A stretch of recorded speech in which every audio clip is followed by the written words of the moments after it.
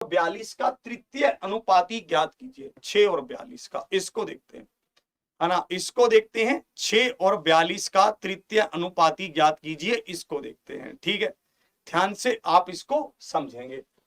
तृतीय अनुपाती मतलब क्या है? तृतीय मतलब क्या है? तीसरा, यही तो है। थर्ड प्रपोर्शन मतलब तृतीय अनुपाती, तृतीय मतलब क्या है? तीसरा, मतलब तीसरा मतलब x। समझे?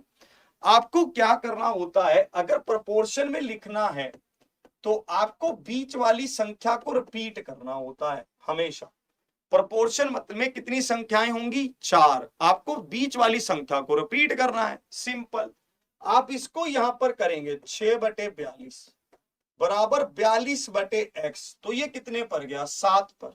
तो x का मान क्या हुआ? 42 गुना में 7, 7 दूनी 14, एक कैरी, 7 चुके 28 और 1 29, 294 आया। 294 मतलब ऑप्शन ए आया। ऑप्शन ए क्या है? बिल्कुल सही उत्तर है, 294 आया। 294 मतलब ऑप्शन ए आया। ऑप्शन ए क्या है? बिल्कुल सही उत्तर है। आप में से बहुत सारे साथी तृतीय अनुपात के बारे में पढ़ चुके होंगे, फिर मैं क्या आपको नया पढ़ाऊंगा? क्या हम यही सब पढ़ेंगे? नहीं, हमारी गेम में कुछ अलग भी होगा जो आपने आज तक देखा नहीं होगा। हमारी गेम में कुछ अलग भी आएगा। ठीक है, इसको देखेंगे। इस प्रश्न को क्या आप कर चुके हैं? इसको देखते हैं। इन्होंने कहा 15, 9 और 5 प्रत्येक संख्या में, इसको देखते हैं। ठीक है, 15, 9 और 5 प्रत्येक संख्या में कौन सी संख्या जोड़ी जानी चाहिए ताकि परिणामी संख्याएं सतत अनुपात में हो, कंटिन्यू प्रोपोर्शन में हो। कंटिन्यू प्रोपोर्शन, कंटिन्यू प्रोपोर्शन क्या है? इसको देखते हैं। ठीक है, कंटिन्यू प्रोपोर्शन क्या है? इसको देखते हैं। कंटिन्यू प्रोपोर्शन मतलब है कि लगातार अनुपात में हो। पहले प्रश्न को समझते हैं। प्रश्न क्या है? प्रश्न ये है कि हम ऐसी क्या संख्या जोड़ें कि ये कंटिन्यू प्रोपोर्शन में आ जाएं, सतत अनुपात में आ जाएं। कंटिन्यू प्रोपोर्शन में, कंटिन्यू प्रोपोर्शन का मतलब क्या है? बीच वाली संख्या को रिपीट करना। कंटिन्यू प्रोपोर्शन मतलब क्या है? बीच वाली संख्या को रिपीट करना है। अब हमसे ये पूछ रहा है कि मैं सभी में ऐसा क्या जोड़ूं, मैं सभी में ऐसा क्या जोड़ूं कि ये क्या हो जाए? ये किस में आ जाएं? ये प्रोपोर्शन में आ जाएं। प्रोपोर्शन मतलब क्या है? प्रोपोर्शन मतलब है कि ये दोनों बराबर हो। अब आप इसको कैसे करेंगे, ध्यान से सीखना। ठीक है, जब कभी भी ऐसा प्रश्न आएगा तो एक तरीका तो है कि हम इनको क्रॉस मल्टीप्लाई कर लें।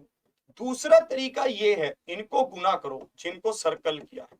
ठीक है, जिनको मैंने सर्कल किया है इनको गुना करो, माइनस इनको गुना करो, है ना, माइनस इनको गुना करो, भाग करो इन दोनों के जोड़ से। ठीक है, और इसी के साथ माइनस इन दोनों के जोड़ से। बस, फिर से आप इसको समझ लीजिए।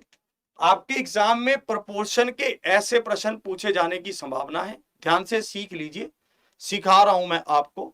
ठीक है, जैसे मान लो आपके पास है a प्लस में x, b प्लस में x, c प्लस में x, d प्लस में x, तो आप कैसे करेंगे?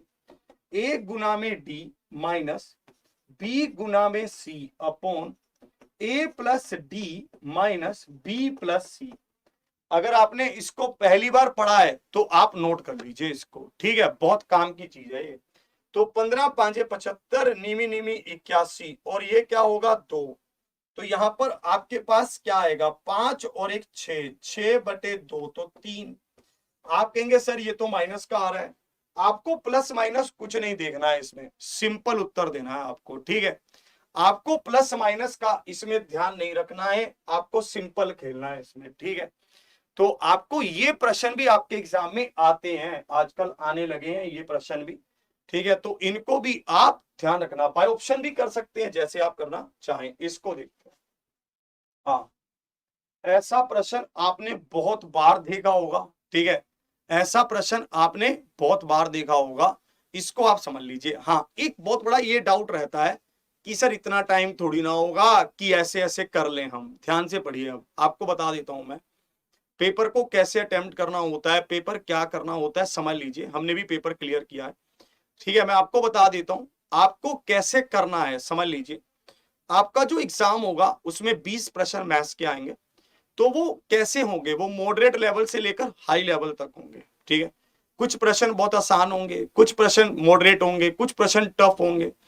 अब मान लीजिए आपने पेपर को जल्दी सोल्व कर लिया, अब तो समय बच गया, फिर क्या करोगे, फिर ऐसे प्रश्नों को ही तो समय दोगे।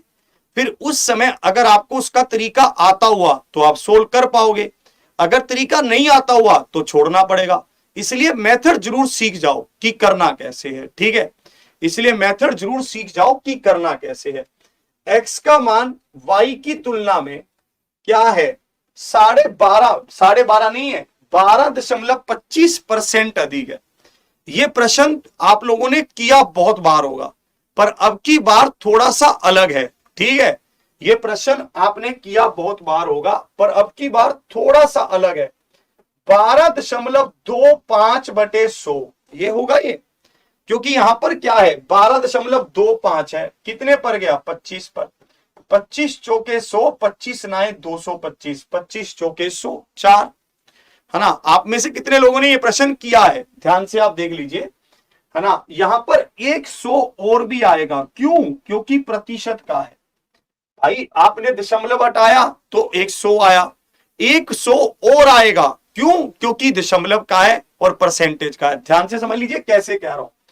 दशमलव का आया 100, परसेंटेज को हटाया 100, ये क्या बना 49/400। अब समझो अगर ये बढ़ा रहा है तो आप कैसे करते हैं, है ना। x का मान y की तुलना में, तो y क्या है 400, तो x क्या है 449। नीचे वाली संख्या में ऊपर वाली को हमेशा जोड़ते हैं, अगर वो कहे अधिक है, अगर वो कहता कम है तो माइनस करते, ठीक है। अब आओ, इसने कहा y की तुलना में, है ना, सॉरी, तो y का मान x की तुलना में, अब तुलना किससे है, x से है, तो 449 से भाग होगा।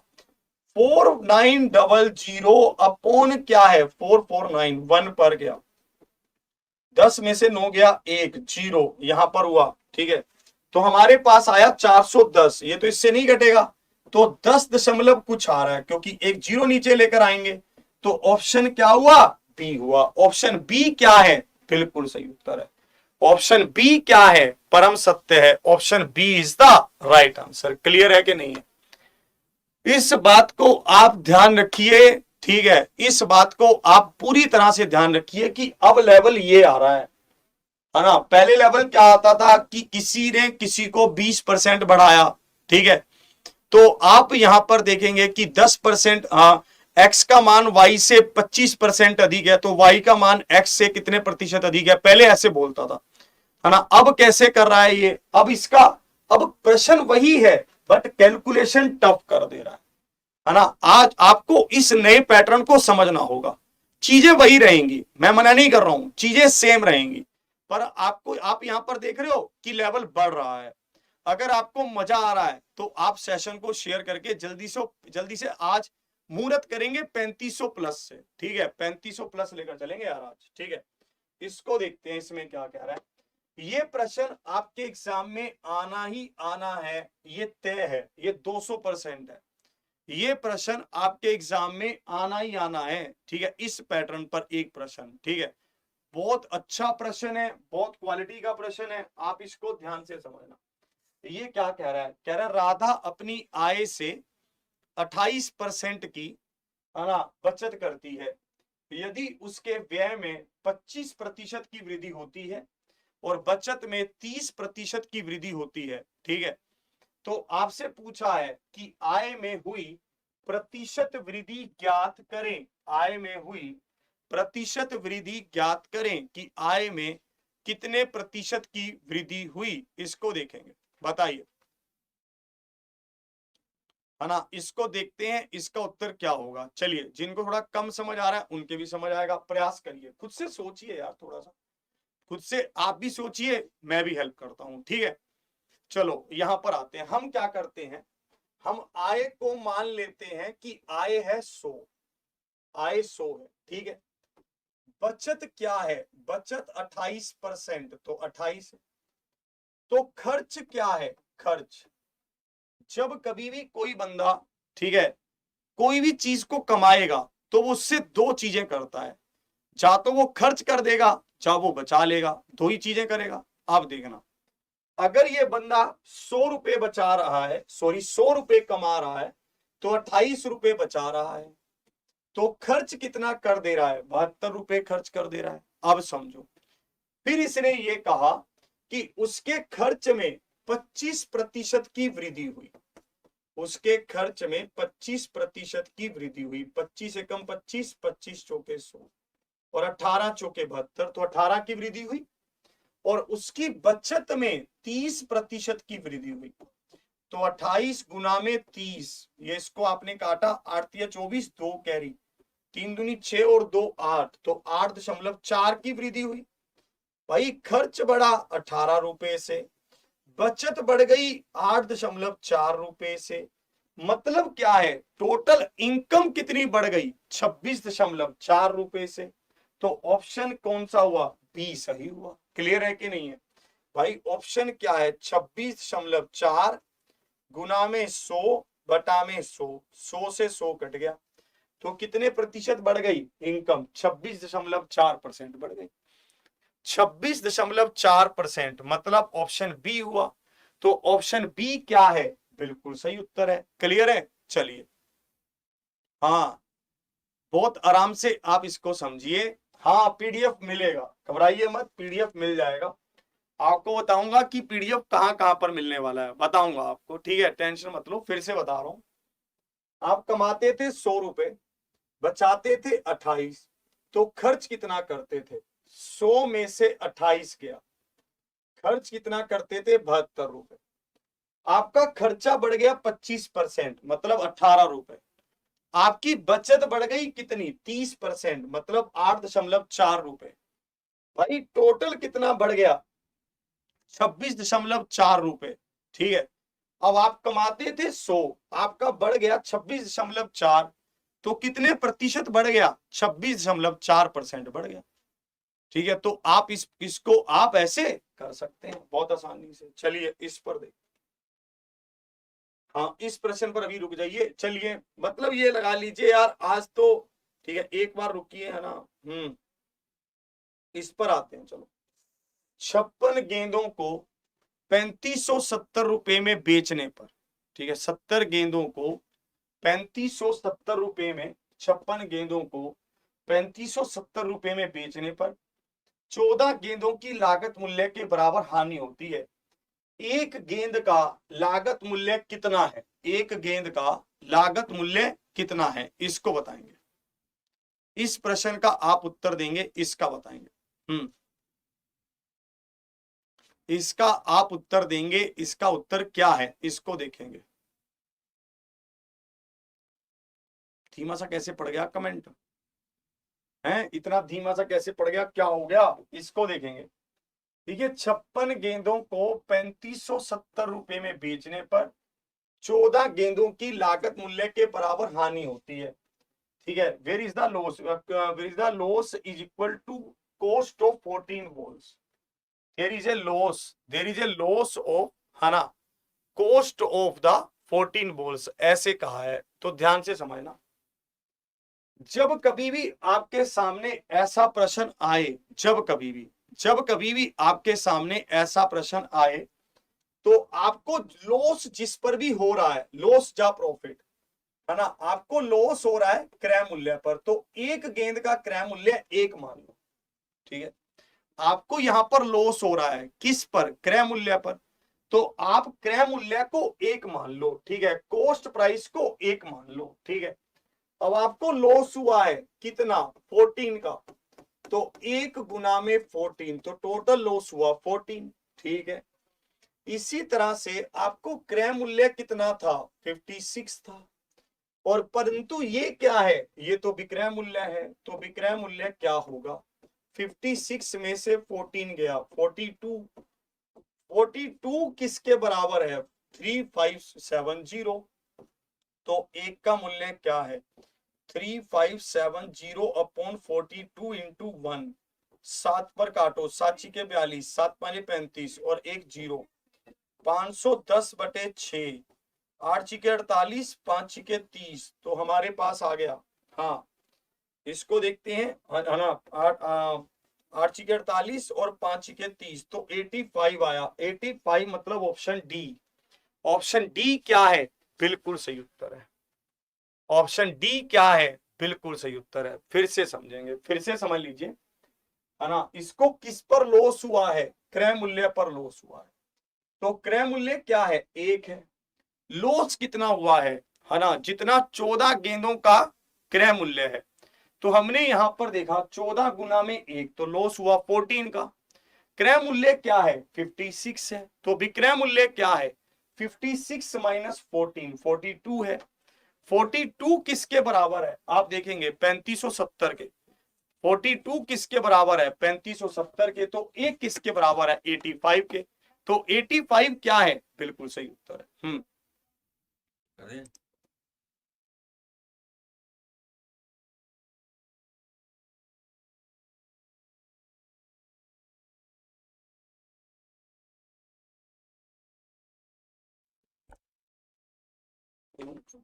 जल्दी से इस प्रश्न का उत्तर देंगे, जल्दी से।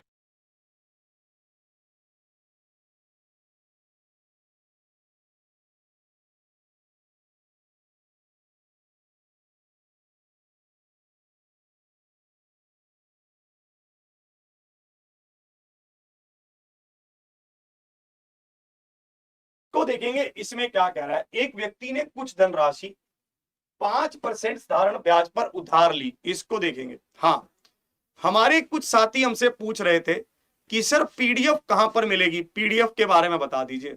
तो आपको मैं बता रहा हूं कि आपके सामने यहां पर एक लिंक दिया है। अभिनंदन सर के क्लास के पीडीएफ पाने के लिए आप एक टेलीग्राम चैनल ज्वाइन कर सकते हैं। ये आपके सामने टेलीग्राम चैनल है, आप जल्दी से उसको ज्वाइन कर लीजिए। उसमें मेरी सारी पीडीएफ आपको मिलेंगी, चाहे वो हमारी सुपर 20 की पीडीएफ हो, चाहे वो हमारी ये वाली पीडीएफ हो। 100 क्वेश्चंस की जो पीडीएफ है वो भी वहीं पर मिलेगी। एक साथी हमें यही बताने आए थे कि सर वो टेलीग्राम चैनल क्रिएट हो गया है। अभिनंदन सर की पीडीएफ पाने के लिए अभिनंदन सर के टेलीग्राम ग्रुप ज्वाइन करें। ये इन्होंने हमारा ग्रुप बनाया है जो हमारी स्पेशल हमारी पीडीएफ के लिए ही है। उसमें सिर्फ वही पीडीएफ मिलेंगी जो मैं आपकी क्लासेज लूंगा। मेरी सारी क्लासेस की पीडीएफ आपको वहां पर से मुझे हम करेंगे, है ना। इस तरह के प्रश्न हम क्लासेस में डिस्कस करेंगे जो हमारी क्लासेस चलेंगी। आज का लेवल ये है। अगर आप पुराने समय के लेवल को देखकर चल रहे हैं तो मैं आपको याद दिला देना चाहता हूं कि ये लेवल है आज जो हमने आज डिस्कस किया। मुझे पता है कि बहुत सारे बच्चों को आज कम प्रश्न आ पाए होंगे, कोई बात नहीं, घबराने की जरूरत नहीं है। ये सिर्फ एक ट्रेलर था कि भाई ऐसा आने लगा है पेपर अब, ठीक है। अब हम इसको सीखेंगे। कैसे सीखेंगे? हम लगातार क्लास लेकर सीखेंगे। कल से जैसे ही हम कलम सबसे पहला टॉपिक रेशो शुरू करने जा रहे हैं, अनुपात शुरू करने जा रहे हैं। अनुपात आपका बिल्कुल बेसिक से होगा, बहुत आराम से हर एक चीज को डिस्कस करेंगे। डेली जो ये 40 हमारे पास दिन है इनको फुल यूटिलाइज करेंगे। डेली मैं आपकी क्लास रखूंगा, जरूरत पड़ेगी तो मैराथन भी रखेंगे, वो वादा है, मैराथन रखूंगा, ठीक है। इस प्रश्न को चलो गृह कार्य रख लेते हैं। आपको जो 100 क्वेश्चंस की पीडीएफ है वो मैं अभी डलवा दूंगा। अभी जैसी क्लास खत्म होगी उसमें मैं समय समय पर देता रहूंगा। जैसे हर हफ्ते एक 100 क्वेश्चन की पीडीएफ दे दी, हर हफ्ते टाइप में, और इसका सोल्यूशन भी अभी उसमें डलवा दूंगा। अभी इसका सोल्यूशन वहां डलवा दूंगा, ठीक है। उसमें क्वेश्चन भी आ जाए, उसमें पूरी ये आपको दे दूंगा, ताकि अब कोई अपडेट देना है, कुछ बताना है, कुछ आपसे मंगवाना भी है तो भी हम वहां से मंगवा पाएंगे, ठीक है। और ये सारी चीजें, ये पीडीएफ मैं आपको अभी दे दूंगा।